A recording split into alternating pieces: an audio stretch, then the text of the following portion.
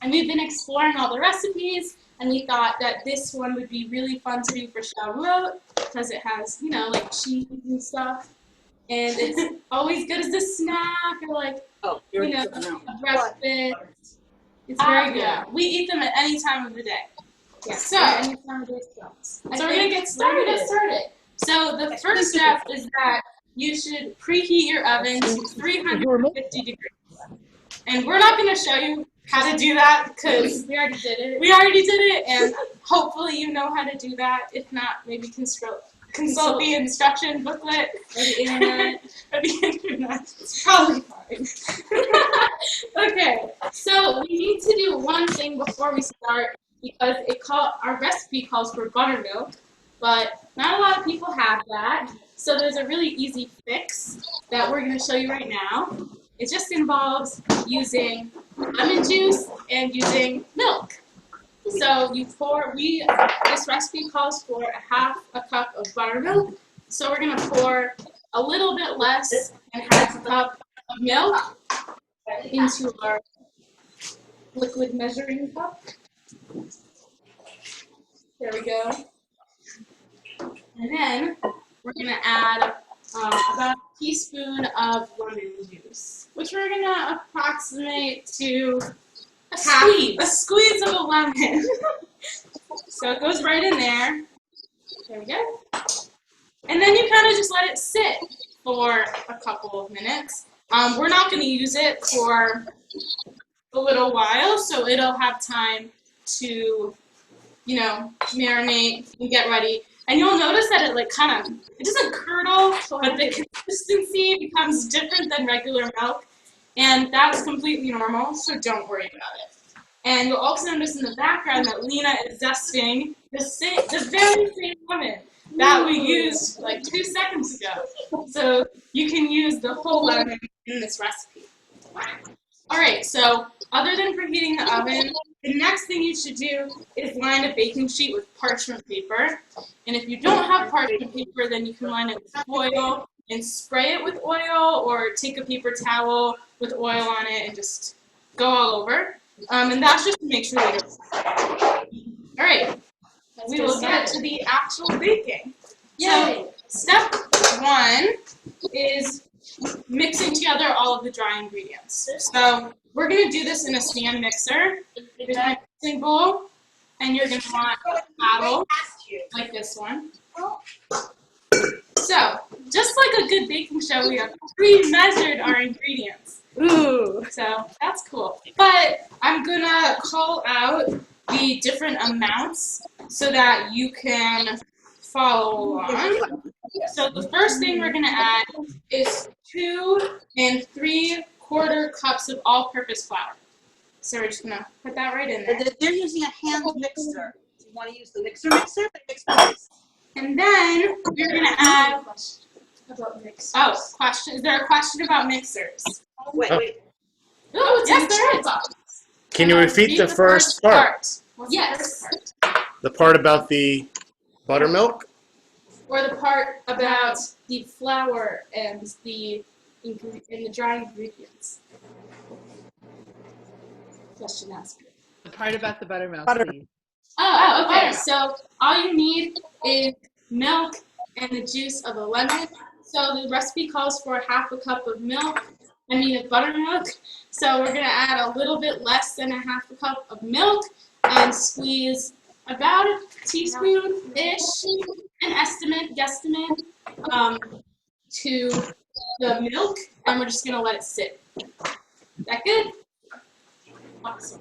All right, so we've added our flour, and the next thing we're going to do is add our sugar, and that should be 1/3 cup of sugar. So sugar right into the flour. Funny story about that. As we were baking earlier, I tasted the dough, and there she went to me. She was like, "Why you should not taste the dough?" I was like, "This is a very important step." And I was like, "Ew, why does this taste sour? Did you forget the sugar?" In fact, she did forget the sugar. So tasting after you mix all the ingredients together is very important. Yes. All right, so now we're going to add our dried fruit.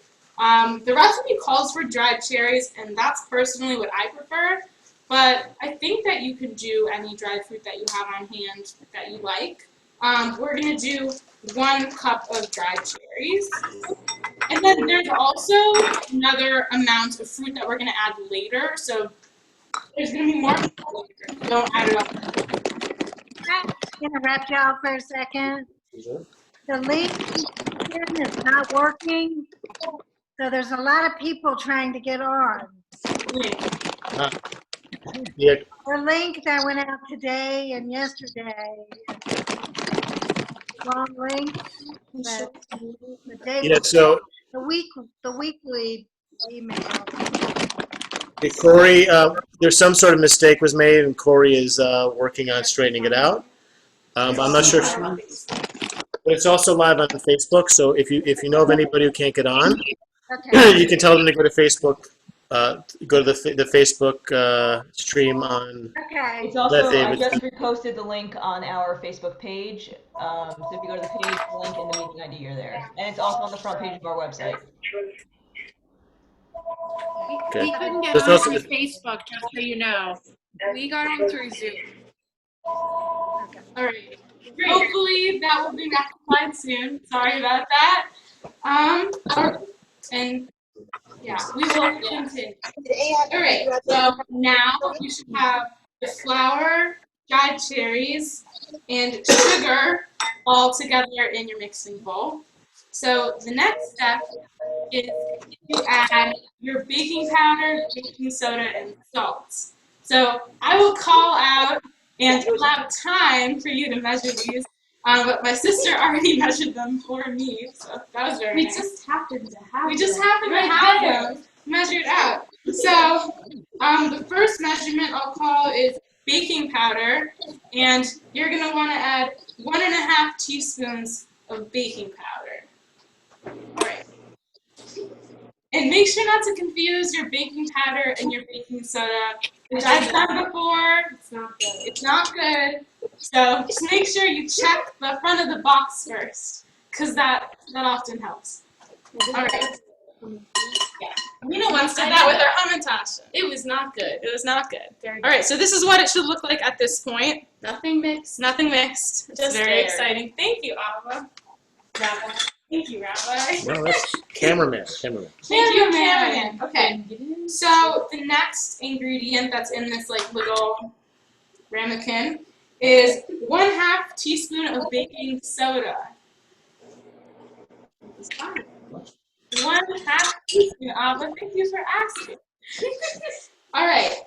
And then finally, you should have 1/2 teaspoon of kosher salt. Add 2. What was that again? 1/2 teaspoon of kosher salt.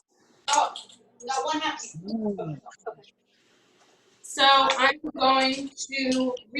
going to recall the amounts for that just so everybody knows. 1/2 teaspoon of baking powder, 1/2 teaspoon of baking soda. Sorry, 1.5 teaspoons of baking powder, 1/2 teaspoon of baking soda, and 1/2 teaspoon of kosher salt. So I'm just going to add that in. There we go. All right. So that is all. Those are all of our dry ingredients. So I'm going to give people a second to add everything in. And then we're going to put it in the mixer.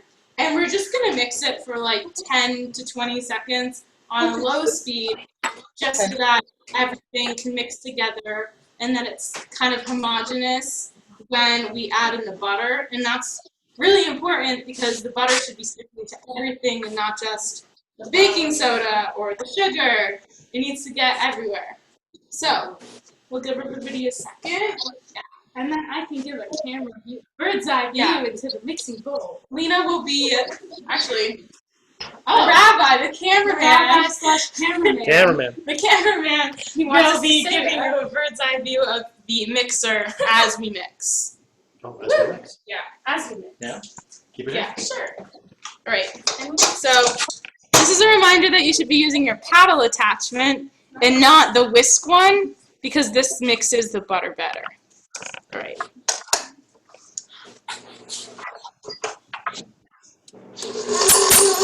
And we apologize for the squeakiness of our mixer. Yeah, we need to oil it. We need to grease it. Yeah. All right. All right. Boom. So hopefully you can see that everything is mixed together. Very exciting. Actually, the next step is we're going to add our butter. Be cold. It should come like right out of the refrigerator. If you store your butter in the freezer, sometimes we do that, you can just nuke it in the microwave for 10-second increments until you feel like it's not frozen like a brick. Because that would not be good. Okay. So you should be cutting your butter into 10-ish pieces, a little bit smaller than the tablespoon marks, and this just allows for easier mixing. So Lena's gonna cut it into. I don't know why you did it horizontally, but she did it horizontally. I don't know why, but that's what we're working with. Smart. Okay, ready? It's smart. There we go. Wait, no, I think that's 2, 4, 6, 8, 10. There you go. Nice job. I can count. Okay. So we are going to set our mixer on kind of like a medium-ish speed, because if you put it on too high, then everything's gonna fly out, and that would not be good. So you should put your mixer on a medium speed, and then add in your butter 1 piece at a time. And it's really important that you don't mix it for too long. We usually do it for about 30 seconds. We're not using a mixer. You want the butter to be about the size of like chickpea or grape. I guess in between a chickpea and a grape, because you don't want to overwork the butter. So we're going to add it in at a medium speed, piece by piece, until they are the size of a chickpea / grape. Maybe a small grape. Okay.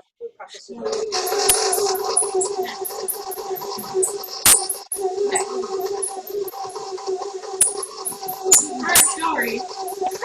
Traditionally, when you make scones, the butter, you use the dry ingredients like in a bowl, and then you use your hands to do this part. But the reason that we're doing it in a mixer is because the thing that's special about these scones is that they're really, like, when they're all done, when everything's mixed in, they're kind of sticky.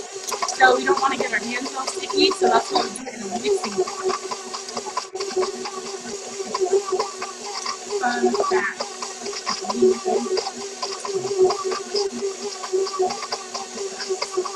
So we just added the butter in 10 pieces cut up to the flour dry ingredients mixture. And we mixed it until it's the size of about a chickpea to a grape. Not a grapefruit. That would be way too big. So sometimes some of the pieces get a little bit more broken up than others. So what I just do is reach my hand in there and like break them up by hand if necessary. And sometimes it is, because you don't want to overmix the ones that are too small. But sometimes we have ones that are too big. Just to kind of level the playing fields for the butter. We don't want them to be left out. All right, so now that that's done, we are going to move on to our wet ingredients. So this is where we kind of mix it up a little bit, because we're adding things that are a little bit non-traditional. These scones, instead of being kind of like flaky, they're more soft and tender, which is how I like them personally. So they kind of just fall apart in your mouth, and they're super yummy. So we're also going to talk about some substitutions, because we understand that not everybody has these things. Like, we didn't even have buttermilk, so we're going to give you some easy substitutes to add in. Okay. So we already talked about our buttermilk substitute, so we're just going to add that in. And as a reminder, that's 1/2 cup of buttermilk, or a little bit less than Did you just say half a cup of buttermilk? Yes, half a cup of buttermilk, or half a cup of milk and a little bit of lemon, and then you let it sit, which we showed you earlier. And so now it's not like curdles, but it's just a different. It's just a different consistency. Different consistency, which is normal and totally fine. Who made it? All right. Okay. So that was 1/2 cup of buttermilk. So the next ingredient that we're going to add is creme fraiche, and we're going to add 1/2 cup of creme fraiche. However, if you don't have creme fraiche, which we usually don't have, but we thought we would buy it because we're making it from the actual for you guys. So we thought we would get the real ingredients. Easy substitute is yogurt. I wouldn't add like strawberry flavored yogurt or sweetened yogurt. Maybe just plain yogurt if you have that. But I guess sweetened yogurt, maybe it works. You can tell us if you try it. Yeah, I'm kind of interested. Maybe it gives off a nice flavor. Yeah, who knows? So we're gonna add 1/2 cup of creme fraiche. And creme fraiche is like a cream, right? It's like a cheese cream situation, sour cream, like kind of consistency. Right? Yes. All right. So now that that's in there, we're gonna add ricotta, our second cheese in honor of Shavuot. So ricotta. Not a lot of people have this. So there are two things that I want to say about ricotta.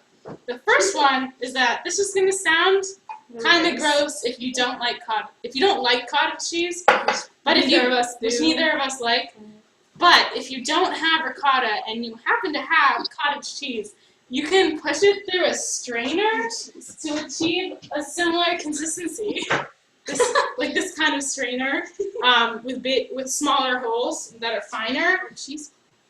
So that you can get rid of those lumps, and then you can add a little bit of cream for half and half cream, whatever you have for flavor and a little bit of texture. So we're gonna add in 1/2 cup of ricotta. Ooh, yummy, yum.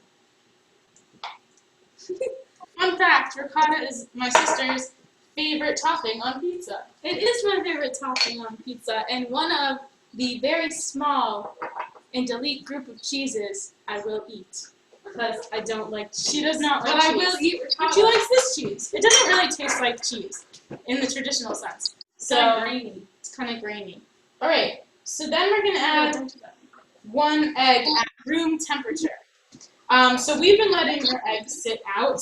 But it's not that bad if it's not at room temperature, really. It really does. I mean, I've made it before just taking the egg out and it's been fine, so don't worry about it. So we're gonna crack it.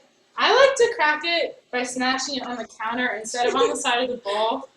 That's just preference. We always thought that if you cracked it on the side of the bowl, it would be better, but I don't think Jared likes it this way. I like it this way. Let me get my phone. I'm going to throw out and as we are taught, we check for blood spots and also shell because it's really hard to get out of the, once you add it, it's really hard to get out of whatever mixture you put it in. So it's good to check. Nobody wants to bite. So no eggs. Yeah, that would be gross. No eggs. I mean, no eggshell, no eggshell, and no blood spots. All right, so we're gonna add that right in and mix it. Okay, so there are 2 more things that we're gonna add to this wet mixture. So we are going to add our vanilla extract, and we're gonna add 1 teaspoon of vanilla extract. 1 teaspoon. Fun story about vanilla extract. Jared was going shopping at Trader Joe's, and it was on our list to get vanilla extract. So she got the vanilla extract. She went up to the cashier, and the cashier said, "Can I see some ID?" And she said, "What? I don't understand." what do I need to be ID'd for? And they said, the vanilla. Because apparently at Trader Joe's, they have bourbon vanilla. And those very small amount of bourbon that's in the vanilla requires an ID. So she had to go back and I had the vanilla flavor. Vanilla flavor, which is only $1 less than the real vanilla, which is upsetting. It's disappointing. It's disappointing, but it is alcohol free. Ladies, So that's remember Savta's pantry. oh yes. Sometimes we consult it, which I did this morning, for the molasses that I needed in my cookies. And Okay. guess who has vanilla? Softa has vanilla. Yay! Okay. So the last ingredient we're gonna add to this wet mixture is lemon zest, that we zested earlier from the very same lemon that we used to make our buttermilk. Efficient, yes. So you might not consider lemon zest a wet ingredient, but we're gonna. This recipe does. So this is when we add it. So now we're going to mix all of these ingredients together. I will list again. And Lena is going to remind you what we have mixed together. So all the things that are mixed in the wet ingredients are the ½ cup of creme fraiche or yogurt, preferably non-sweetened. 1/2 cup of ricotta cheese, or through a sieve or strainer, cottage cheese. 1 large egg at room temperature or not at room temperature. 2 teaspoons grated lemon zest. 1 teaspoon pure vanilla extract, and ½ cup of buttermilk, or less than ½ cup of milk with a little bit of lemon juice. All right, so that is everything that we have mixed. The cameraman is going to show you an aerial view, so you can see that there is none of all the egg is mixed together and everything is kind of a pale yellow, beige. I don't know, beige, right? I think it looks beige. Beige, yeah. That's what they're doing. It's like a tan. I thought it was. This is a tan. It looks. So we're gonna add this tan mixture to our butter dry ingredient mixture that's in the mixer, and we're gonna add it for a very short period of 10 to 15 seconds. So the reason we're gonna do that is we don't want to overwork the butter, so we're gonna mix it very briefly until everything is kind of mixed together. And at the end, we're going to use our hands to kind of mix everything together if there's a little bit of extra flour. You can watch how the mixture all comes together, because the cameraman is going to give us an aerial view of the mixer bowl. All right, exciting. And you're going to want your mixer to be on kind of a lowish speed when you're first pouring this in, and then you can speed it up a little bit. So let's do it.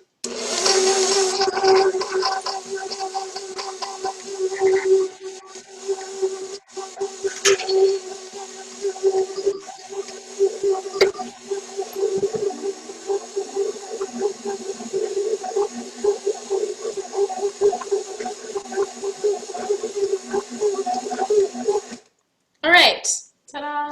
So that's all we're going to use the mixer for, so we're going to take this off. And it's okay, if there's a little bit of flour at the bottom of your mixer, that's completely normal. So don't worry about that, because we're gonna mix it in as we mix in the last portion of our fruit. So I'm just de-doughing the paddle, and then taking it out, and then we will move to our final steps. Do you want to talk about the fruit, Ryan? Yeah. So the final step is adding some fresh fruit or some frozen fruit. We like to add blueberries instead of the fresh cherries, and you can add any frozen fruit that you have in your house. Maybe not mango. Maybe not mango. Just think about the fruit pairing. That's important. Common sense. And then, so the reason we didn't add it with all of the dry ingredients is because sometimes if you add the blueberries or whatever frozen fruit or fresh fruit you are working with, it might color the dough.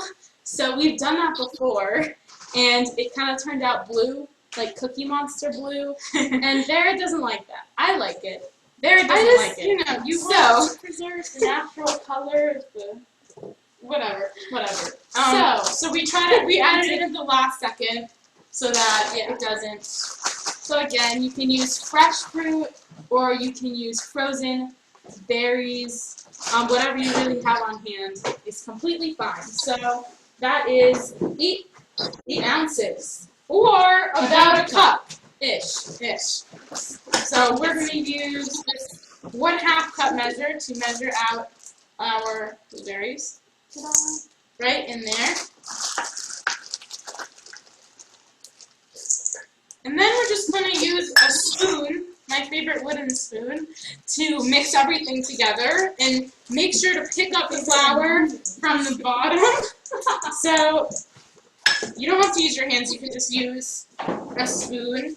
Yeah, and again, make sure to pick up all of the flour from the bottom. So no flour left behind. You want to show everybody so they can see it come together, coagulate? So it's getting a little purple, but I think it's retaining the white, so I think it's okay. Okay, so hopefully you can see that everything's pretty much mixed together. There's a little bit of flour at the bottom, but like don't really worry about it. It's fine. It's purple. All right. Thank you, cameraman. And now would be the appropriate time to taste your dough. I know. People think, don't do it. But it can save you from a kitchen baking faux pas. You do not want to not add your sugar, so taste it. It's very bad. It turns out I will do it. Lena will be the honorary test taster. You don't have to taste that much. That's a lot. Okay. Just a little bit. And her hands are very clean, if anybody was wondering. Very clean. Okay, so the next step is preparing them and then putting them in the oven. And there are 3 steps to this process. It's a little crazy, but it's worth it, I promise.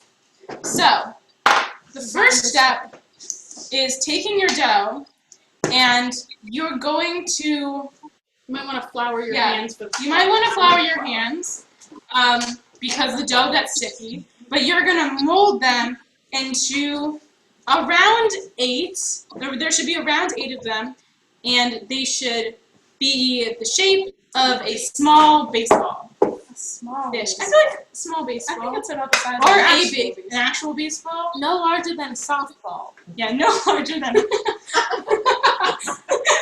larger than a softball. Sorry. Okay, so 8 balls that are no larger.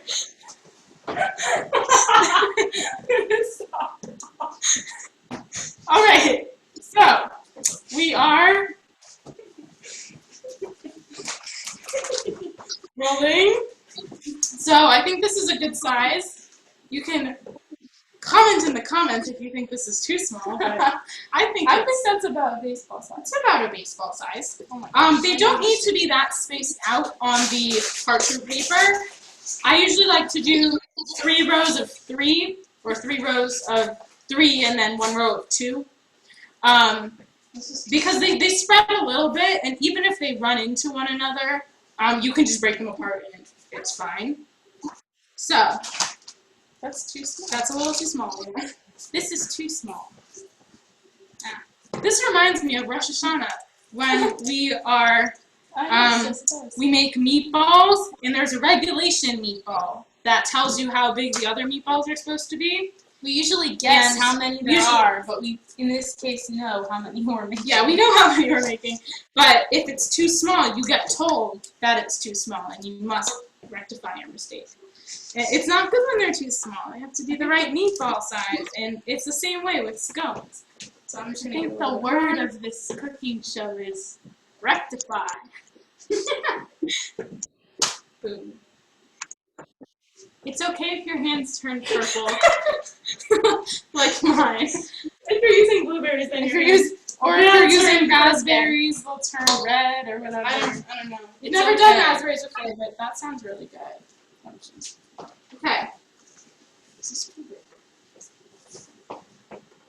So, I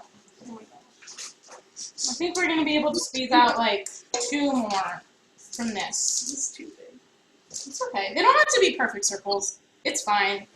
Ovals, triangles, squares. We don't discriminate. Alright, so I think you can make the rest of that into one. What do you think, Lena? Yeah. I'm trying to get my hands to not touch everything because they're very, very perfect. So while she's doing this, I'm gonna wash my hands real quick. You might also want to. You might also want to do that when you're done because they will be covered in dough. It takes a couple seconds. The flour did not work. The flouring of our hands didn't really work. But it's okay. It's okay. Don't be afraid of the dough. The dough is your friend. Okay.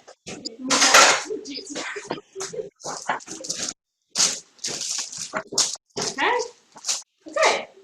Nice. So Lena's going to wash her hands, and I'm going to show you the next step. So you're going to want to get out another egg. We still have the egg wash that we used for something earlier, so we're just going to use the same egg wash. But all you have to do is crack an egg in a bowl, and then just paint. Then you have to crack an egg in a bowl, and then you just have to mix it until it's kind of like scrambled egg consistent, like what you'd want for scrambled eggs. Mashed. Yeah, mashed. All right. And then you should get, if you have a pastry brush, that's awesome. If you have a silicone brush that has little silicone hairs at the bottom, that's cool too. Or if you don't have any of those, you can use your hands, or you can use paper towel. So all you have to do is dip it and then paint. Well, Barrett's going to use the pastry brush. Yeah, I'm going to use a pastry brush. But if you want to, you can use the paper towel. All right, so just a light coating on the top of each scone. It kind of gives it a nice color, I think. Similar like you would do for a challah. Yeah, like you would do for a challah. So we're going to do that. Make sure to get it all the way around your scone creation. Okay.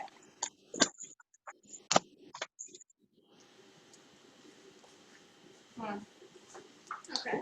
So the final thing that we're going to do, which I'll talk about while Barrett's finishing up the rest of the egg wash, we're going to sprinkle a little bit of granulated sugar on the tops of each. And this is kind of just for, like, you know, the camera, Facebook, Instagram, a bowl moment that you can share. And we'd love for you to share your final products with us in the chat box or on Facebook or on Instagram. We would love to see them. Okay, so she's almost done with that, and it's a very light sprinkling. Yes, you have a question from the chat. What temperature do we set the oven? Ooh, yes. If you have not already, the temperature for the oven should be at 350 degrees. Fahrenheit. Not Celsius, that would be way too long. All right, so Lena is going to start with the sugar. Now, if you have, this calls for sanding sugar or pearl sugar. We don't have that, but I'd love to get it. It's kind of like that rockier sugar that they have at like Starbucks. Gives you like a nice appearance. Yeah, it makes it look pretty, but I mean, this does effectively the same thing. Pretty much. Is this too much? No, it's fine. Just get it all over. I like to take like that. Yeah, there you go. Awesome. Oh, okay. Yeah. All right. So now your scones are ready to go into the oven. Really, this trip, the camera. So the camera will take a trip to the oven. Let me just remind you of the steps that we just have taken. So we shaped our dough into, we have 8. That's normally the amount I get. It says like it needs 9, but Actually, no, it says it makes 8. So it's perfect. And then, so they're spaced out like so. It doesn't need that much space, but it's good. And then we took an egg wash and we painted all of them with an egg wash. And then we sprinkled with sugar onto the final product. It looks like we have a question from the chat box, so let's check that before. No. No? No. Don't Okay. check it. Just kidding. It's good. All right. So we are going to put it in the oven, which should be at 350 if you forgot. And the cameraman will take us on this journey, very exciting, to our oven. Ooh.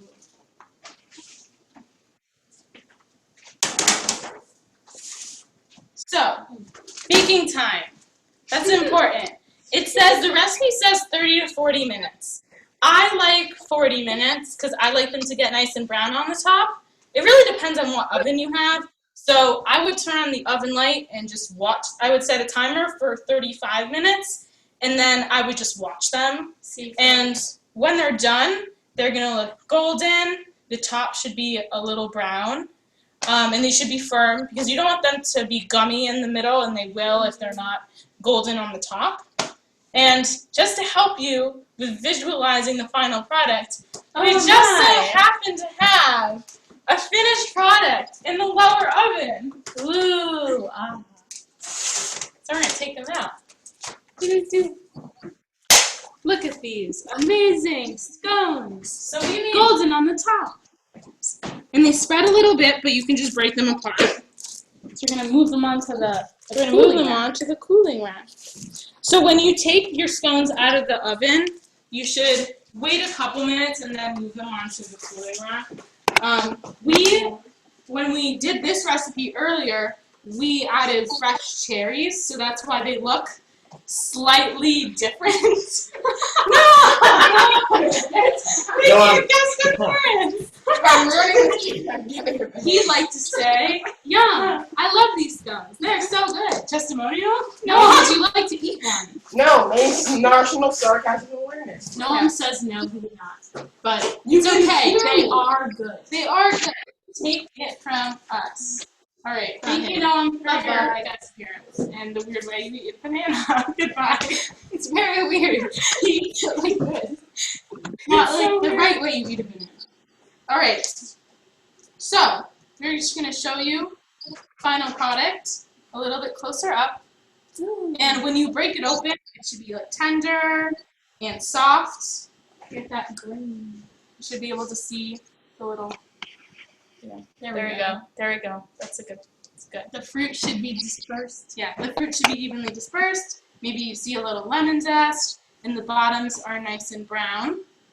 All right. So let's make time for any final questions from anybody. While we eat While them. we take a bite, you can drop them into the chat box Or just ask them. or just ask them. Yeah.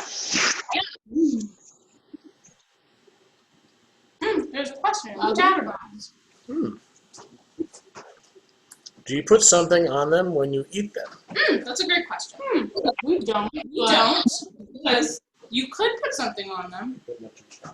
I think they're great by themselves. You could put preserves on them, strawberry preserves. I don't really think they need more butter. They're really Maybe.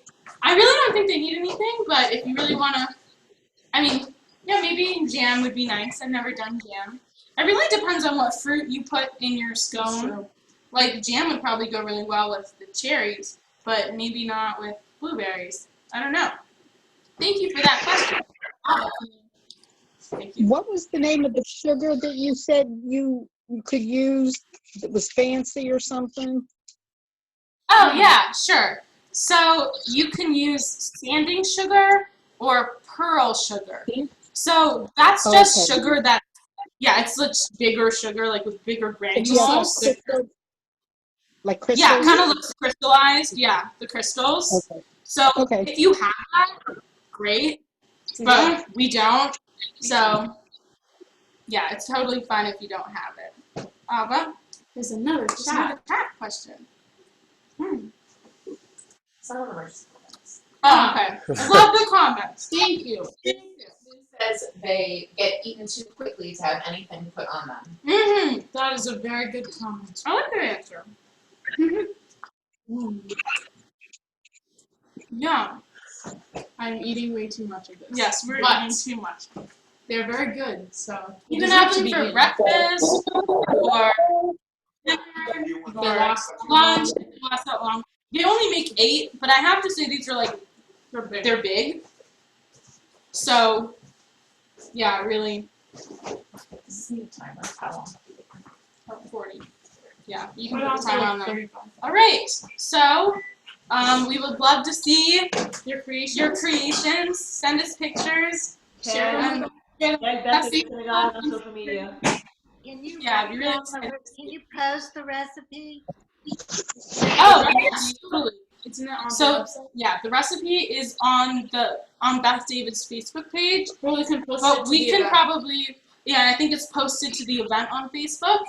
And I think it was emailed today in the question for. I think it was emailed today in the words in the email to the congregation. But maybe can we drop the recipe in the chat box, Abba? Is there a way to do that? If I had it on my computer, yeah, but I don't. Oh, okay. Oh wait, I don't got it. Yeah. But it's on the I'll get website. it. Yeah. It'll It's on go the in the box website. in 1 second. Oh, Corey's taking care of it. Yay, Corey! Awesome. Yum. Well, thank you for watching. Yeah, We thank you. enjoyed doing this. It gives us something to do. We hope you were entertaining. Yeah, we hope we were entertaining. You probably were. Too bad they can't taste it. Dang. Sorry. We shipped them to you, but Where you we live. shipped them to you. All right. So.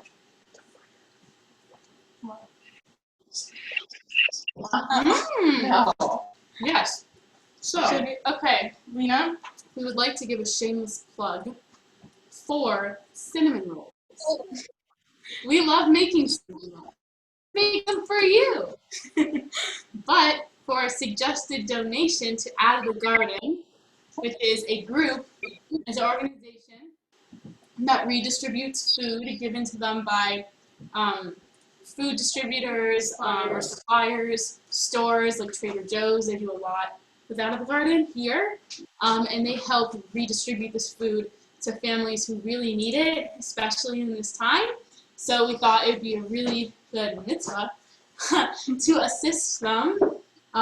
We will come up with the suggested donation amount and the means by which you can order them, but that will be coming out in a couple days. So yay! Cinnamon rolls for you! Thought we would give you a heads up. Yeah. Alright, so I think the recipe is in the chat box. Unless there are any final questions, I think our cooking show is almost done. Oh no! Oh no! We might just have to do it again. Maybe with a different or the same one. I don't know. Thanks, everybody. Thank you for watching. Wonderful. Great job, Lena and Dad. Woo! Thanks, God, Lee.